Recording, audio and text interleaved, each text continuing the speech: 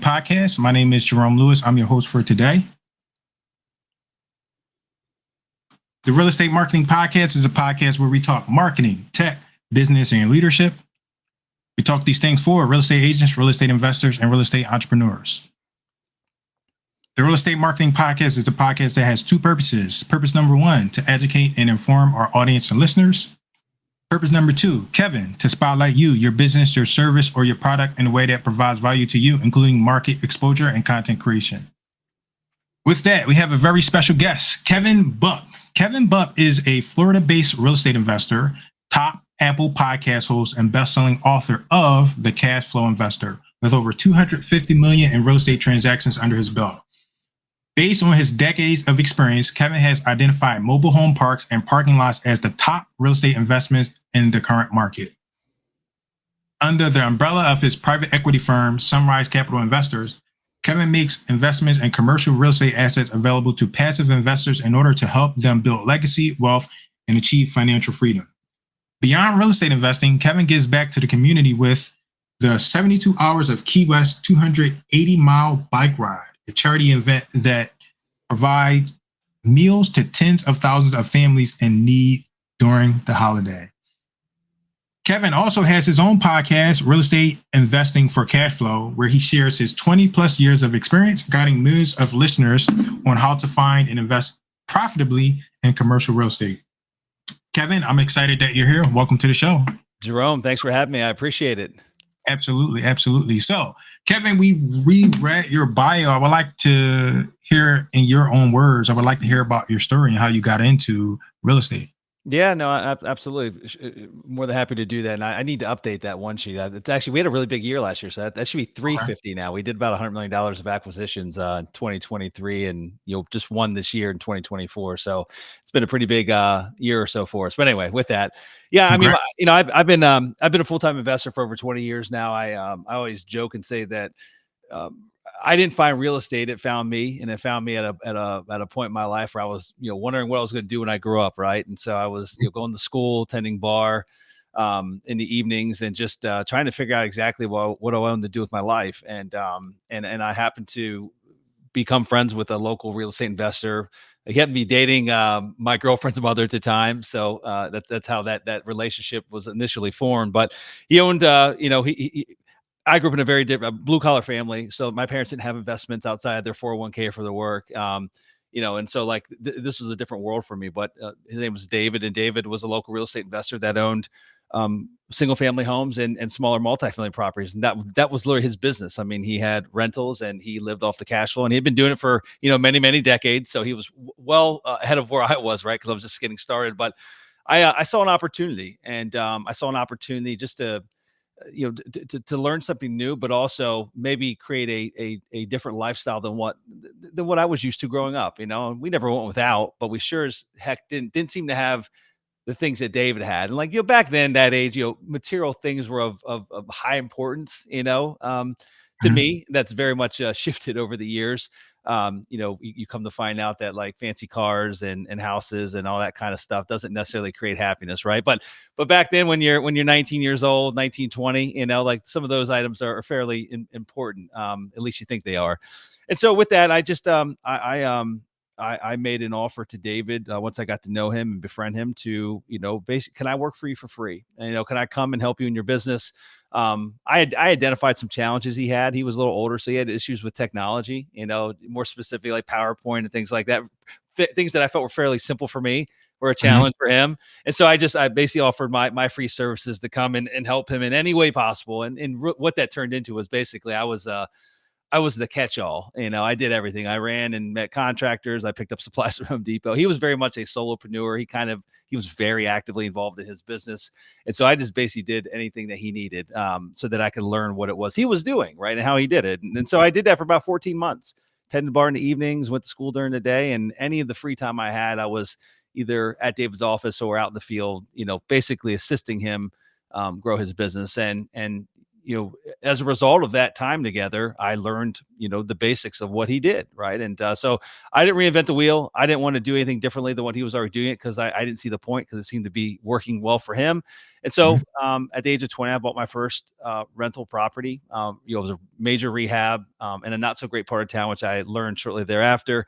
And that was the start of it. Bought that first property at the age of 20 with basically $7,000 I'd saved up of bartending money, tip money, and leveraged one of his private investor relationships that I had come to know over that year of working with David, and that was the start of it. So fast forward a couple of years after that, I moved from Pennsylvania, where I grew up, and where I started, down to Florida, where I'm based at today. I've been down in the Tampa Bay area since 2002, and within a few years, built up a pretty big portfolio of single family properties, about 100 and just shy of 150 to be exact, a couple hundred multifamily units. And then, fast forward a couple years after that, started buying some commercial real estate, retail, office, self-storage.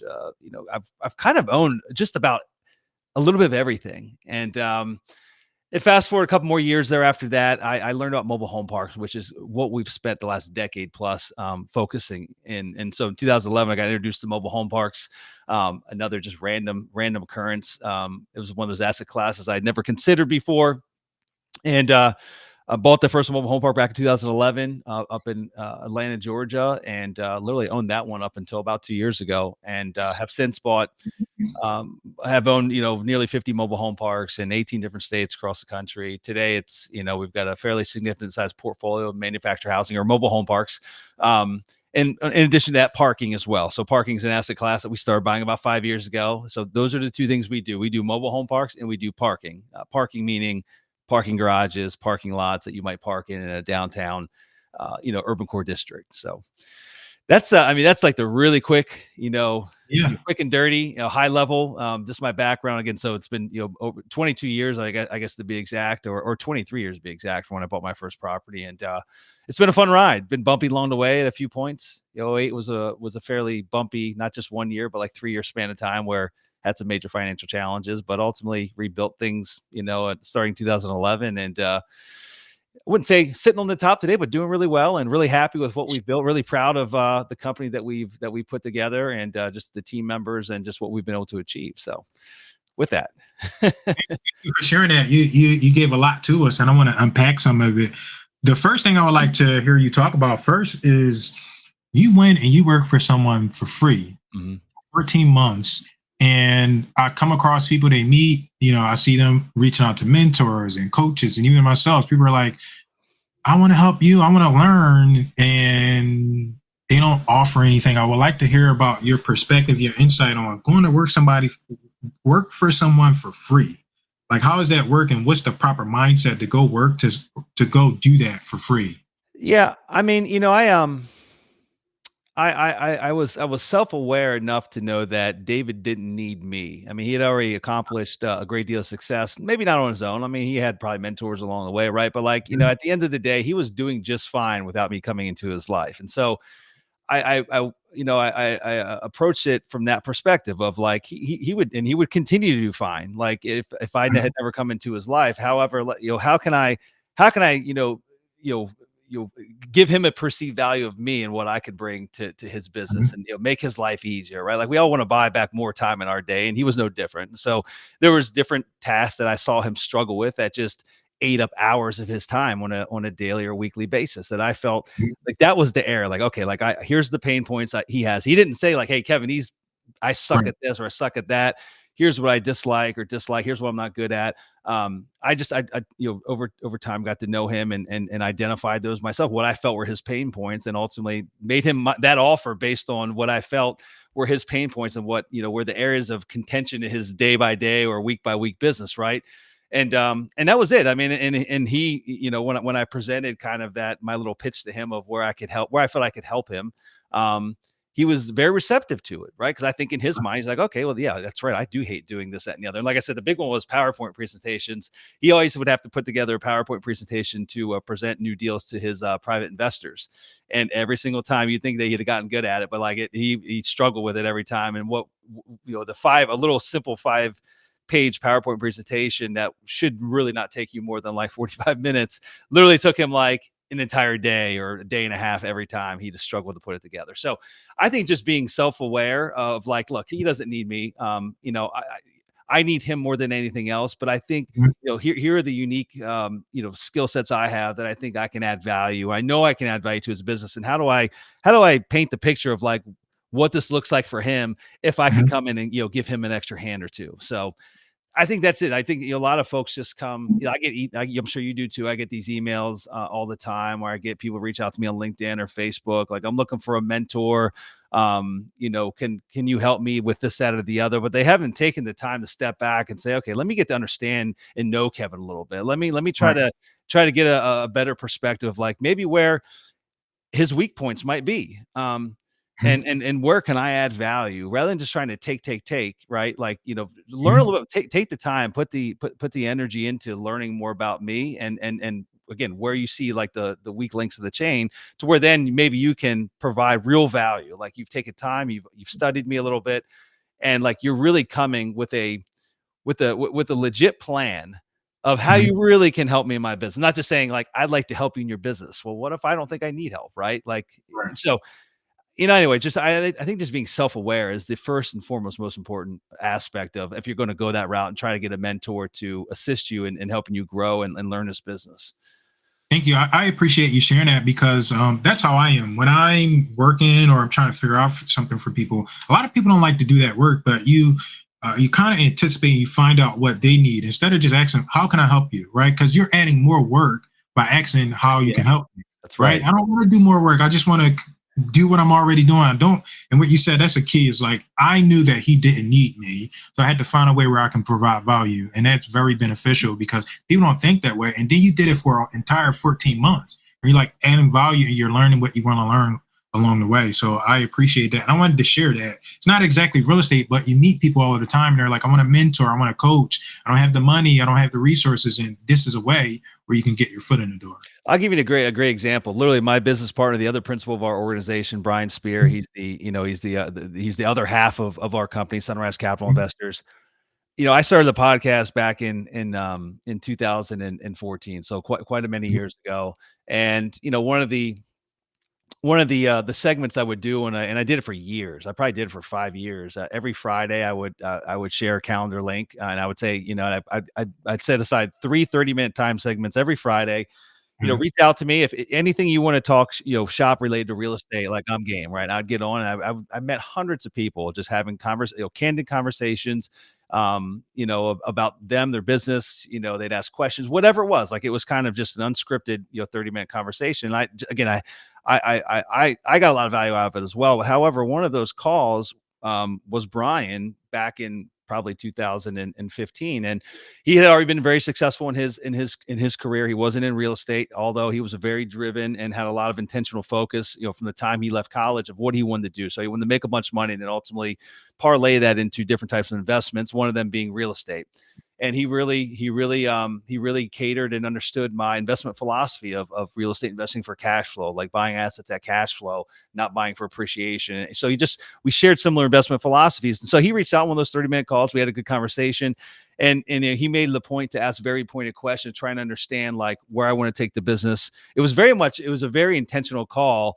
I could tell he had already kind of planned out what he wanted to ask. And he was very intentional about it. And so what I later identified was that like he was trying to understand what the pain points were and where he in his mind could add value, because he's a very talented individual. And fast forward after that first call, like another like 2 months, he called me. He's like, here's where I think I can, after evaluating, Yeah. having our call, evaluating your business, where you are today, where you want to be, what my unique skill sets are. Here's what I think I can bring to the table. And I was like, I don't think I can bring you on right now. I was like, I mean, we're still a small team. We're doing great things, but I mean, I couldn't envision where I could fit him into the organization, nor did I feel like I could afford to bring, you know, someone of his skill set on board. Right. And so I was just at Mhm. this growth stage of our business. He followed back up 2 months later, 3 months later. It's like, seriously, like here's a little bit more detail. So maybe you have a better understanding. I mean, he didn't give up, and it got to the point to where literally he's like, look, let me come work for you for free for Wow. however long it takes. Let me actually prove myself to you. And like he literally quit his job, his really high paying 6-figure job, quit his job, moved from Illinois down to, and I didn't ask him to do any of this. He moved from Illinois down to Florida. I would maybe not recommend that extreme of a case, but signed a 12-month lease down here. And it's like, I'm going to come to your office, give me a space in your office and let me prove myself. And he literally did. He worked for free for a year, worked his ass off. And ultimately, as a result of that, I saw our company grow, and I saw the value that he was going to, that he brought. Like he brought very specific value to the equation, helped us grow in that 1 year span of time. I ended up giving ownership in our very first fund that we did. As a result, I couldn't pay him a good salary at that point, so I gave him ownership in our fund. He still owns that portion of that today. The second fund, I saw his value and like how much he could help us grow the organization. He became even more of an owner in our second fund. Fast forward to where we're at today, we're literally 50-50 partners within the organization. We wouldn't be where we're at today if it wasn't for him, but he was very intentional about understanding where my weak points were. I'm very good at a lot of things, but I'm not good at many other things that he was, incredibly, talented at. So anyway, I think that's a great example of literally figuring out how you can add value to someone else's business. I mean, so now it's a win-win for him and I both, right? Like we're both growing this great organization, and that's how that's literally how that relationship started. Was however many years ago, 8 years ago, 9 years ago. Anyway, I thought that was a very a perfect example or perfect story to share given the topic of conversation here. I appreciate you sharing that because I have someone in mind I'm going to share exactly this episode with. With that, I want to talk about some of your real estate stuff. So you've been in single family, you've been in commercial, now you're in, I guess, mobile homes and mobile home parks. Yeah, mobile homes. So we own entire mobile home communities and also parking. Correct. So tell us like a little bit about, because you went these different transitions. So I would like to hear from you. You also been through 2008. So I want to hear about that first. And then I want to hear you talk about your transition into the mobile home parks. Like, when did you decide? My particular question, and I'll probably exit again, but my specific question is like, when do I sell? When do I buy? Like when exactly did you sell? Was it just like, you know what, I'm done? Or is it a specific time? Was it the offer? So tell us about a little bit about 2008. And then later on, I want to hear from you, like, when is it a good time to sell your assets or move over? Like, what's your thinking behind it? I mean, as far as 2008, leading in 2008, I had a very large portfolio of single family properties. And that was just me really, kind of 10Xing what I learned from David, right? Like just try to buy and hold, right? And so what I found out earlier on, David's model was buy and hold, like buy units, renovate them, and turn them into rentals and hold them for the long term. He didn't really sell that much. I learned very quickly in the early days that like I wasn't going to, like, if I would have held that first property, which I had intended to do, it would have taken me a very long time to save up enough money to actually buy the next one, right? And so I realized that I had to kind of readapt to a different way and kind of create a hybrid model. And so I would basically flip wholesale 2 or 3 properties, keep one, wholesale 2 or 3 properties, keep one. Like that became my model for at least like the first year and a half, 2 years, until I could build up enough additional capital, additional relationships, private investors, things like that could actually help me fuel the growth of being able to keep more than I was actually selling. Because really, at the end of the day, like one of the things I learned from many other mentors, including David, is like literally the regretful stage of like selling assets, right? And just the biggest regrets they seem to always have is like, I wish I wouldn't have sold that asset. I wish I wouldn't have sold that asset, right? They might have done well, but like that little boost that they had of cash in their pocket. Number one, it's short lived. Number two, you got to go find another home for that money, right? Just can't sit in your bank account. So like finding another good quality home is challenging to do. And if it's already tied up in a asset that all the skeletons in it, why not just leverage the cash out, tax-free cash out refinance over and over and over again. Literally tap into the equity as often as it's there, but hold on to the asset. Let the renters continue to pay down that debt and build equity in that particular deal, versus that of selling, having a tax event once you sell it, right? You gotta pay the piper when that or 1031, which means you got to go quickly identify another property that's suitable replacement, right? Which creates a lot of stress. Creates situations where people end up buying assets that aren't a great replacement. Like they might overpay, or they might buy an inferior asset to the one that they're actually selling, all because they don't want to pay the tax man, right? And so like just that's my mentality, generally speaking, is we do sell assets here and there, but for the most part we buy with the intent of holding for a very long time. And so but I'll back up a little bit because there was a couple questions in your in kind of what you framed there as far as what you'd like to talk about. 2008, right? Like I rolled in 2008 with about 100, it's like 142 single family homes in my portfolio, and then I had some smaller multifamily assets, all located down here in the Tampa Bay area and south of Tampa Bay area. It became a very challenging time. Florida was ground zero, was one of a handful of states that just got hammered by that recession more than others. California was a big one. Arizona, more specifically Phoenix, and then Las Vegas, all these, and then basically Orlando, Tampa, and Miami, and parts of Jacksonville. It's just there was so much growth being fueled down here by basically a lot of the kind of liar loans that were being created back in the subprime days. There was lots of new rooftops being built down here for population, like for way more rooftops being built than population that was actually migrating here, right? And so you had more supply than you actually could absorb with actual bodies that could pay the mortgage. And so it became a challenging time for us down here. So a lot of the rents, what happened ultimately is I couldn't sell fast enough. Once it started creating a downward spiral, the market crashed so fast down here that as we started trying to unload assets, it literally, we're like chasing like a falling knife. I mean, like it was nearly impossible to discount fast enough to get things unloaded, before ultimately we went into default on a lot of assets. And what was occurring is a lot of these builders that had all these brand new homes where people weren't buying, they started renting them out. And so like now we had all this additional inventory that was competition. They were renting them for prices that weren't much more than maybe homes that we had that were 20 years old, right? And so we had all this excess supply.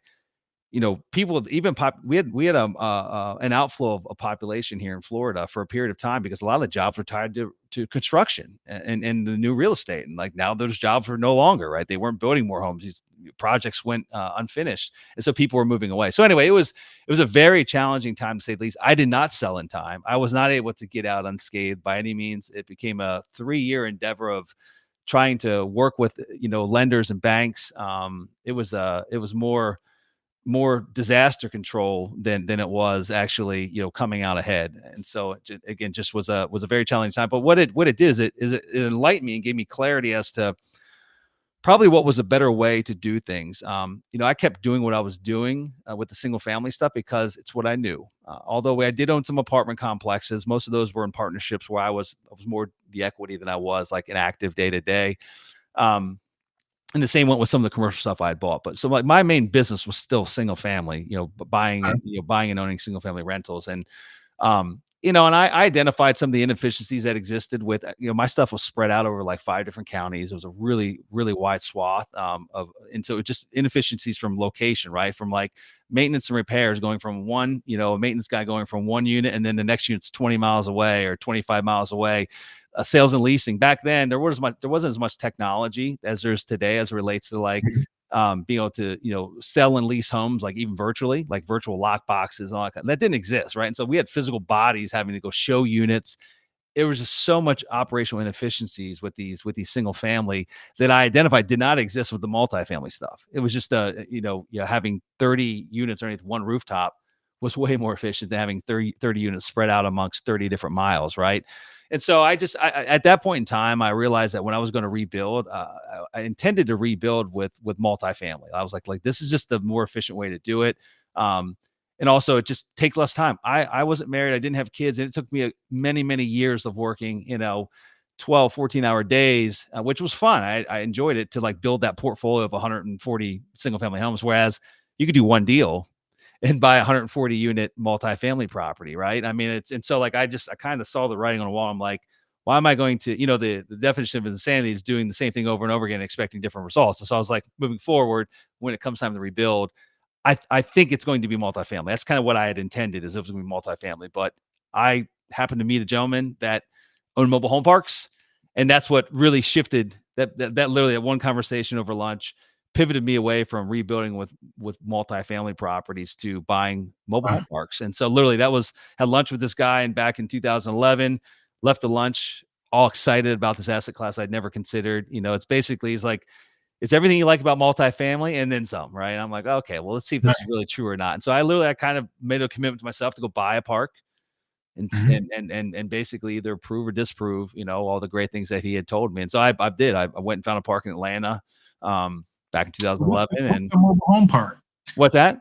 What's a mobile home park? Tell us what that is. Yeah, I mean, I guess the best way to define it is a community, a subdivision that just happens to, be made up of mobile homes or manufactured homes.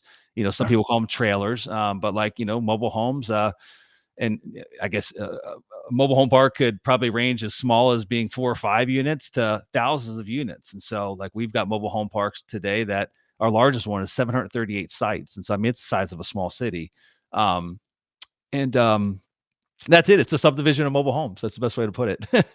It's a neighborhood of mobile homes versus that of stick-built homes. And they pay us lot rent though. So we don't. A lot of times we don't own the homes. We own the property. We own all the infrastructure. We own the roads. We own everything. The amenities. And the residents own the mobile home, and they basically pay us lot rent, underlying lot rent for that space, that space inside the park. That lot rent can range on the low end from, we've got some communities that are like in, like 350, 375 a month. And we've got some communities that are over $700 a month, depending on the market that they're in. So, but they pay some monthly lot rent to have their home there. And the beautiful thing about the business is that although these things are called mobile homes, they're not very mobile. I mean, they come in on wheels, but then they get set on blocks. They get tied down. They get anchored into the ground.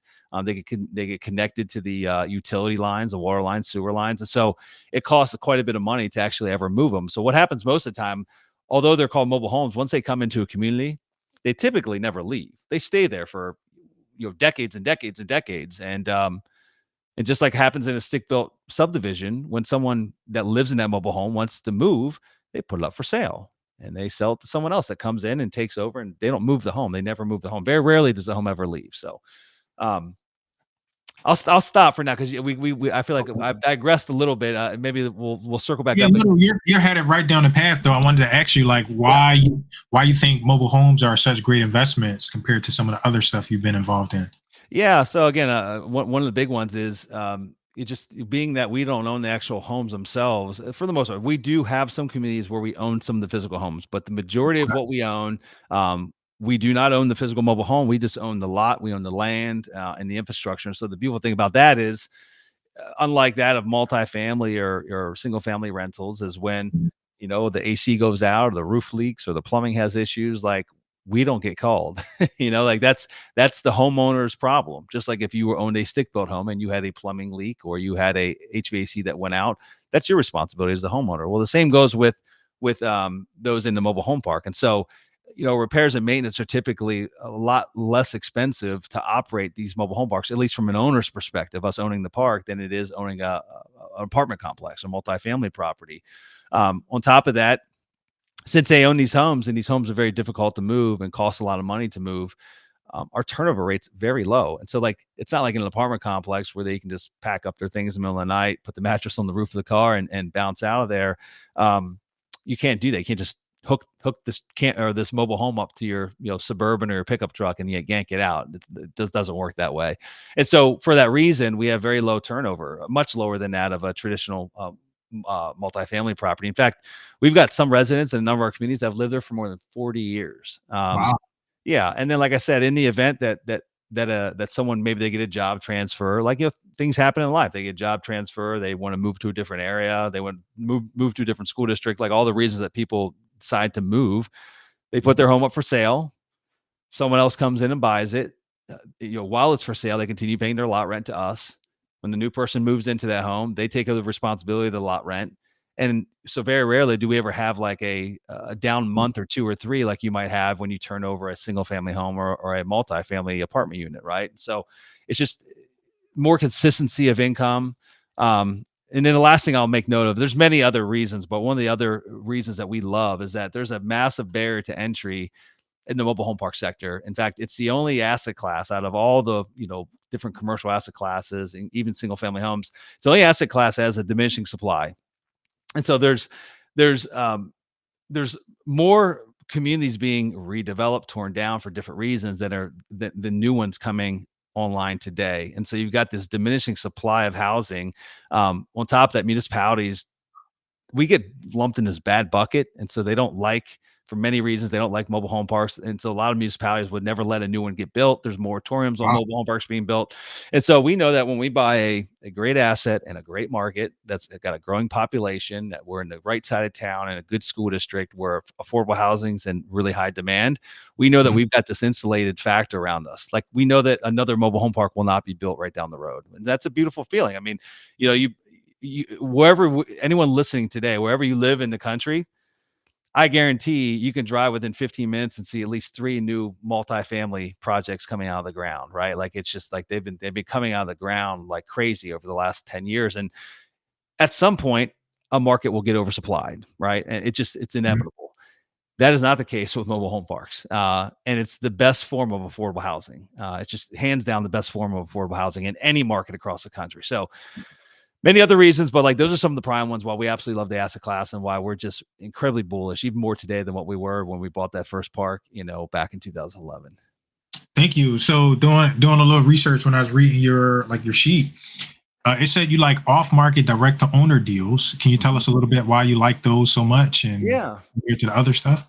Yeah, I mean, I've in this same strategy and my kind of philosophy behind it is really applicable to just about any type of real estate. And I'm of the mind that there's always someone else, another investor, that's probably willing to pay more than you for whatever asset it might be, right? Like, if there's a home for sale, more than likely, if that gets seen by enough eyeballs, there's probably someone else willing to pay a little bit more than you are for it, which means you've got less of a chance of actually winning that opportunity. And so the reason why we like going direct to owner off market is that, we get to kind of control, how many people, if anybody, sees it outside of us, right? And so I know that most of the deals that we bought over the years that never made it to the marketplace, I know that we were able to buy it at a discount to what it would have sold for, traded for, if it went into the open marketplace. And so we like to avoid that happening. That's not a guarantee it's going to happen. We bought many things on market as well.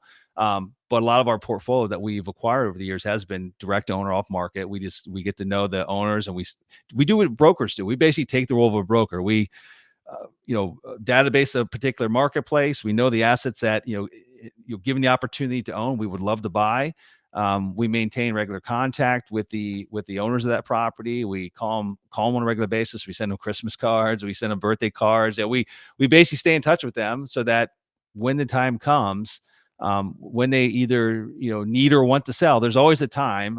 If where they either a need to sell would be like a health issue or a death in the family, something along those lines, and a want to sell is like, okay, I'm ready to retire. I'm ready to go do some other things. I don't want to be stuck in this mobile home park all day long, or maybe they want to take that money and put it into something else, another investment. I want to be top of mind. And that's played to our favor over the last decade plus that we've been doing it. So, and I think it's applicable to any type of real estate. It's not just mobile home parks. I mean, it's any type of real estate. If you can get it off market and keep it insulated from all the other potential buyers that are out there just waiting for the opportunity, right?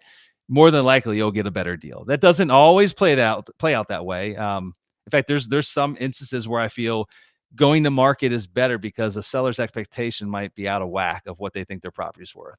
They might think it's worth way more than what it really is to the marketplace. And so it takes it going out to the masses for them to get their expectations reset appropriately. Because if just one person tells them it's not worth that, they're like, well, you just want to steal my property at a discount. Well, Right. Now 10 other people have to tell them the same thing in order for them to realize that it might not be worth what they think it is. Thanks for sharing that. What are some of the things you do to go direct to seller? Like, what's your marketing look like? Yeah, so that's I mean, we've got a whole team that's curated a database for us over the years. I mean, it's one that we continue to update. Like we track sales in particular counties, and so we keep our data as accurate as possible. But cold calling is by far the best, and it's not. Most of these folks now on our list have heard from us before. They have a general idea who we are, and so it's not just us cold calling 100,000 people on a regular basis. Like, we've got it really curated down to like it's less than 1,500, parks across the entire country that we really want to own, right? And so it's a little bit more of a personal touch nowadays, as far as a follow-up attempt. But phone call, I think by far the best as far as like ongoing rapport. But direct mail works great sometimes for like the very first touch. Like I found that there's people that there's two different types of people in this world. I usually my grandfather, God rest his soul, but he's no longer with us. But I remember vividly that every time he would walk to his mailbox, he would every single day for as many years as he was alive, he would grumble and moan and bitch about all the junk mail he had in there. He hated it with a passion. However, if we got called during like dinner time, if I was over at their house, he would answer the call. He would answer the phone no matter what, and he was always pleasant to telemarketers, which was really strange to me. So he preferred to be he preferred to get a phone call and hear a physical voice on the other side than get what he perceived to be junk mail in. And there's the opposite type of that person as well. There's a person that hates to get called unexpectedly. Yeah. I don't like getting called off guard. I like to be prepared for my conversations, and so I would be much more accepting of getting a piece of direct mail. And I call my own terms. Then I call when the time's right, and so I do think direct mail works really well, also. But for us at this point in the stage of kind of where we're at with our list, it's now more just phone calls more than anything else, or like a personalized like, hey, happy holidays, something along those lines. It's not like, hey, we want to buy your park anymore, because they've already seen that from us many other times. They know we want to buy their park. They know who we are. They know that we're going to be calling them again at some point. And we make visits in person as well. So like if we're in a marketplace, this is probably the best way. We really go after parks that are in areas where we already own assets, right? So we can like expand our footprint. So whenever we're either with myself or anyone from our operations team is visiting one of these communities, I always make it a point. I make them make it a point to go try and visit. If the owners are local, go visit those owners in person. It's just a cup of coffee or just swinging by. If you know that they're going to be working out of the office, maybe swing by and say hi, say hello, right? And just literally put a face to a name as often as possible. And that's it's paid huge dividends over the years that we've been doing that. Thank you. So you do mobile home parks and you also do parking lots, correct? That's correct. Can you tell parking us lots and parking garages? So, parking lots and parking garages? Yeah, I mean, I guess dating back to to when I first learned about the asset class. I mean, we can all agree that we parked in a parking lot, or parking garage, and we know somebody owns that, right? Like a lot of times, though, you don't go down that rabbit hole of like, well, is this a privately owned? Is it owned by the city? Like, who owns this thing? Somebody owns it, and you're paying money to park there. Somebody has it as an investment, although I never gave it much thought. But I had interviewed a guy, I think probably 5-6 years ago now, maybe 7 years ago. It's been a while. And he happened to be a broker, and he transacted a lot of parking assets across the country. And it was just intriguing to me. It wasn't like whenever I hear of an idea, I try not to go to, chase those shiny objects.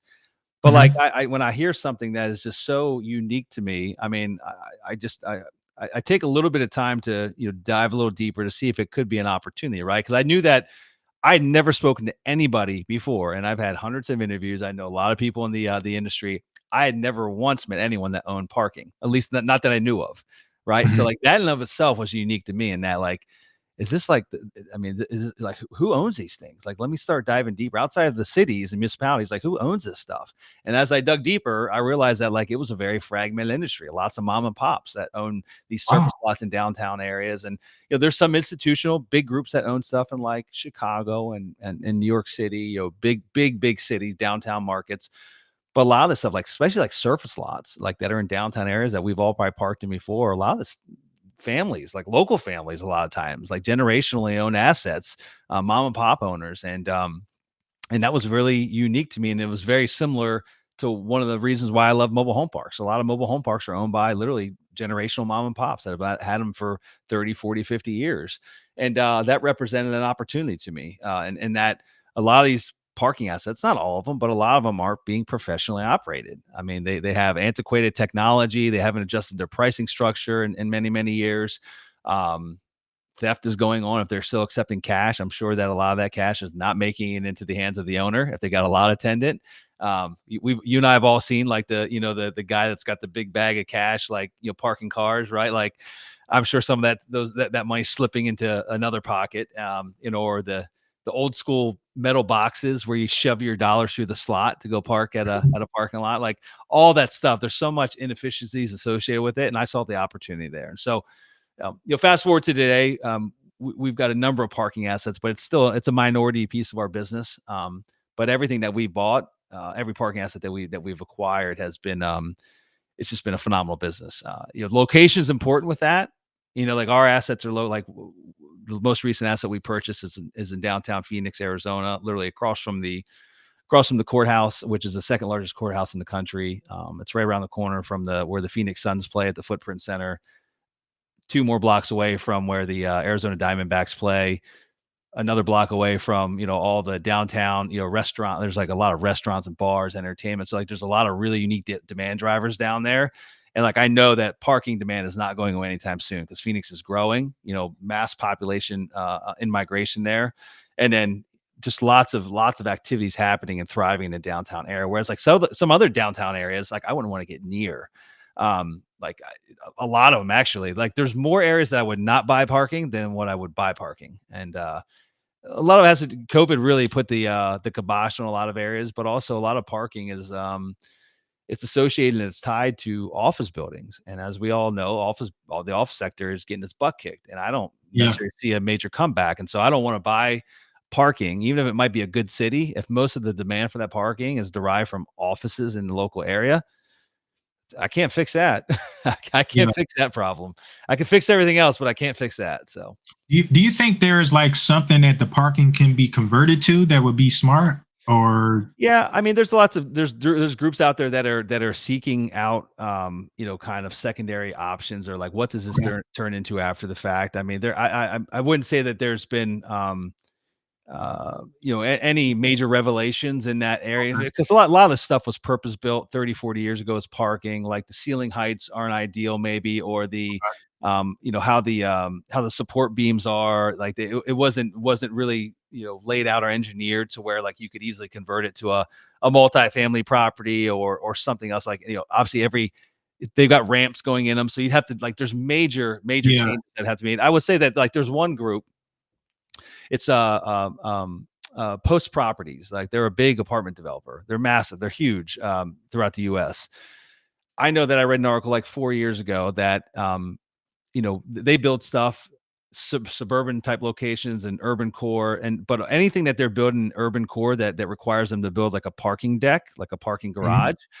They're building now. They're actually having some they're forward thinking with how they design that garage, because they feel that in the next 30, 40 years, the demand for the actual parking of cars in that garage might wane a little bit, and it might have a higher and better use as additional apartment units or office units. And so they're engineering everything that they build in urban core areas. As far as the garage, they're engineering it now, like with the forethought that like it will be converted to something else. It's just when does that happen? Like, so they're just kind of thinking ahead a little bit. But it's very difficult to change, something that was built 30, 40, 50 years ago into something that is, I guess, more in high use today. And so what a lot of people do, they'll just knock it down. I mean, so like how we look at it is like, it's got to be such a irreplaceable footprint location, meaning like the ground underneath the garage. Like it's got to make sense today as parking. It's got to have demand today, and we must feel as though it's going to have demand for the next 20 years as parking. However, the footprint that it sits on is even far more important than that. Like I want to know that piece of land is truly irreplaceable, and that inevitably that piece of land is probably going to be worth more than that of the actual parking income that was on top of it. And so that gives us like a plan B. That gives us, we only look at it as icing on the cake, but like we want to know that whatever we buy, we know that it might be 10 years, it might be 15, it might be 20, but inevitably it's going to be worth more as a redevelopment for someone to come in and actually probably just take it down and then rebuild something on top of it. Maybe with additional parking, but like something else, whether it's condos, apartments, mixed use, something along those lines. Okay. So you have, I love when I get guests that have a book. You have a book, The Cashflow Investor. Tell us about that book and tell us who should read it, who it's for. Yeah, no, I mean, yeah, the Cashflow Investor, you guys see it behind me for watching the video. I wrote it about, I should say I finished writing it about 2 years ago. I started it like 4 years ago, but it's really it's a kind of a culmination of both my personal journey, kind of moving from single family to commercial real estate. So I really speak to the commercial real estate side of things inside that book. Just really what I foresee to be the benefits and the efficiencies that exist in buying larger commercial assets, and that of, building a portfolio of single family properties. And nothing wrong with single family. I think there's a slightly better way to skin that cat. And so it's a culmination of just my personal experiences and life lessons, but also mixed together with, I've had probably now over 1,000 interviews with very successful commercial real estate investors and developers over the last 10 years that I've been running my podcast. And so I've taken a lot of those lessons that I've learned along the way and kind of implemented them into that book as well. Just kind of took bits and pieces of what I felt were the best of everything and put it together in the book. So I think it's really good for someone that's I would say that's trying to figure out, what's the next step of my journey. Like, I own some single family properties. I've bought and sold some. I got some rentals, but like, I'd like to play a little bit bigger game, but I don't know what that looks like. And so in that book, I kind of give examples of not just mobile home parks and parking, but other types of assets I own: assisted living, multifamily, self-storage, things that I'm all very familiar with. I've got investments in, and just really share kind of what I see as being the pros and cons, but also more so the pros of any of those assets to that of trying to build a large single family portfolio. So, anyway, it's a great book. I think it's a great book. It's wonderful. And I think it's a great read for anyone that's looking to really just, skill up their game a little bit and take it to the next level.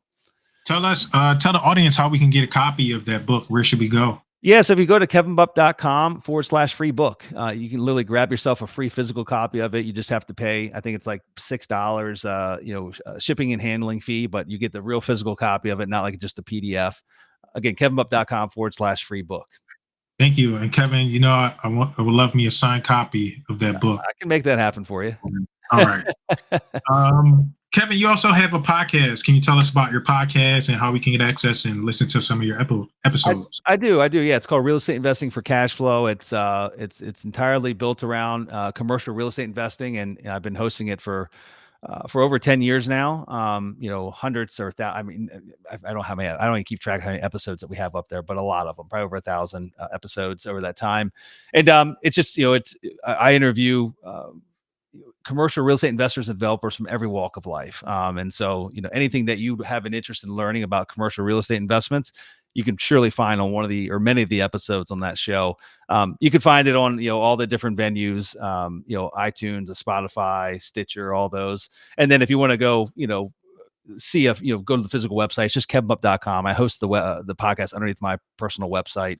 You can go find it there as well. But you definitely searching Kevin Bupp anywhere and you'll find access to that podcast. And then I've also got another podcast I started many years back. I have not recorded new episodes for a number of years, but it's a mobile home park specific investing podcast. There's probably about 120 episodes out there. Still very relevant. All the information on there. It was very, very much more strategic episodes, talking about the granular aspects of the business and the operations and the day-to-day and how we find opportunities, how we add value to them and all that. So if you have an interest in the asset class at all, like mobile home parks or buying one, you can go check that out. It's still up on iTunes. It's still out there. I haven't done a new episode in a couple of years, but it's still all very relevant. And it's called the Mobile Home Park Investing Podcast.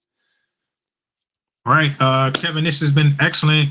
What is one question you wish I had asked you, and how would you have answered? That's a good question. Good. That's a good one. I feel like the question everyone asks, which I think it's a good one, but like, going back in time, like what would you have done differently? Right. I think that's a common one. So how about I just answer that? And then if you have additional questions you'd like to ask, I'd be more than happy to answer it. But okay. I do think that and I think that the common answer that people always say is that like, I wish I would have, gone bigger, sooner, right? Instead of buying one by one single family property, I wish I'd bought more. And there's really truth to that. And I think one of the biggest truths with that is, and it's multi-tiered.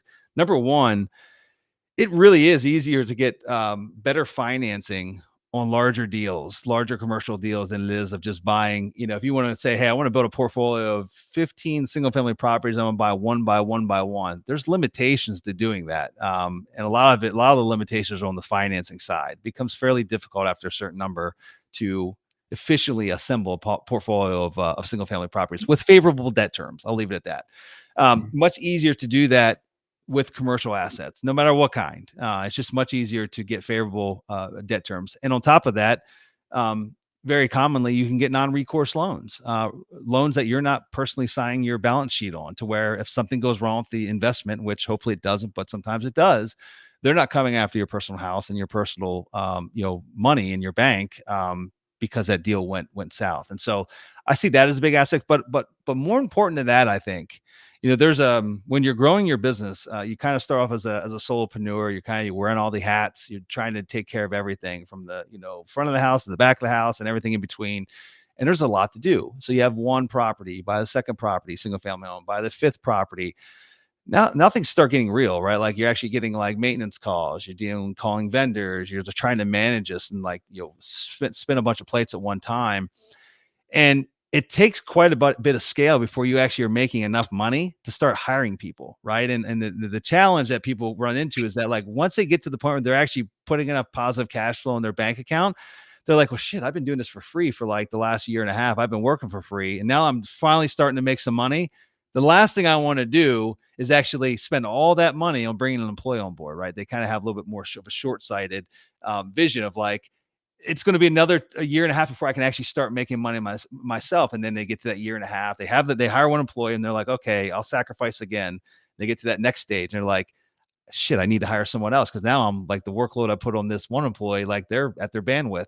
And so like, it's a slow trudge before you could get to a big enough scale to where you can have enough income and revenue to hire the necessary amount of staff to where you still can also start partaking in maybe some of the profits from this business that you've built. It's much easier to get there if you go buy, call it, I don't know, $5 million worth of commercial assets, $10 million, whatever that number is. It's much easier to get there than it is by assembling one single family property, one at a time over many, many years. And so, and honestly, like I would say that we didn't even hit that pivotal stride in our business. Our business went through different stages of growth, and we've always had employees, we've always had staff for the most part. And then, about 3 years ago, we really hit a pivotal stride to where we could really start bringing in like really top tier talent. But up until then, like myself and my partner were still wearing some critical hats in the business. Like we didn't have a real CFO because they're very expensive. I mean, like, and it's hard to get that talent. We didn't have a real COO. We didn't have a real, stout ops, director of operations and things like that. And so we wore those hats and we hired the rest of the staff we needed. But literally in the last couple of years, like we hit this next scale of size to where now we're like, okay, now's the time like we can afford to get the people in that can really make even more intelligent decisions of what we can, right? Like they've helped grow companies from hundreds of millions to billions of dollars, right? And so you can never get there if you play it like that small scale. And so there's pros and cons. It's not saying that like going bigger is always better. If the objective is to build a business that becomes kind of self-sustaining, where you can step away every once in a while, or maybe for extended periods of time, and that when you come back, it's going to be better than when you left because you put the right talent in place, then you almost have to go bigger. It's very difficult to do that if you just own a dozen rental properties. It's very difficult to ever get to that scale. So anyway, that was a long-winded answer to that question of what would you have done differently. So I would have probably gone bigger, faster earlier on. That way I could have hired some of the executive level team that we have today, that we've seen just great strides in our growth over the past couple of years because of that talent that we brought on board. So okay. With that. All right, Kevin, this has been excellent. Thank you so much for your time. I'm going to end us. All right. All right, Jerome. Thanks for having me, man. It's been a lot of fun.